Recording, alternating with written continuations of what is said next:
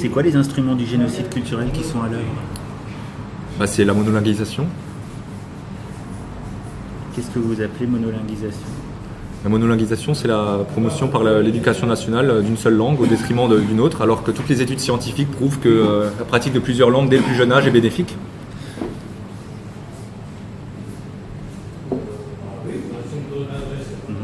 C'est les programmes scolaires qui sont indifférenciés. Vous savez, moi je suis un grand défenseur de la langue alsacienne, je maîtrise un petit peu la langue, pas assez. Mais l'alsacien, demain, il devra se redéfinir. Et il se redéfinira par quoi? Par une histoire particulière. Donc il faut que cette histoire lui soit enseignée. Il faut que les malgré nous appartiennent au programme. On puisse lui apprendre ce que c'est un malgré nous.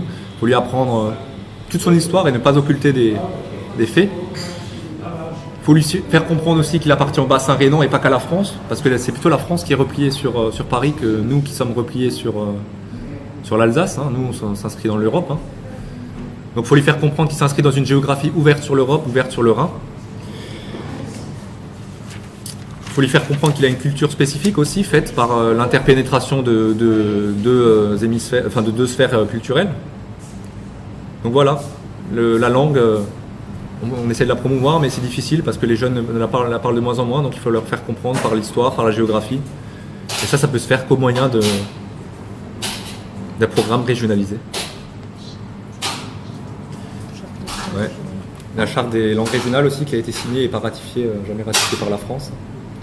Parce qu'il y a des obstacles constitutionnels. Alors là, on avait M. Debré qui vient de Westhofen, donc qui était peut-être encore sensible à la chose alsacienne, au problème alsacien. Maintenant, avec M. Fabius, je ne sais pas. Donc, effectivement, il y a en France, l'interdiction, l'unité et l'indivisibilité du peuple français va à l'encontre de ce qu'on souhaiterait, c'est-à-dire la reconnaissance de différents peuples en France. Une France girondine, fière de ses identités multiples qui l'ont forgée.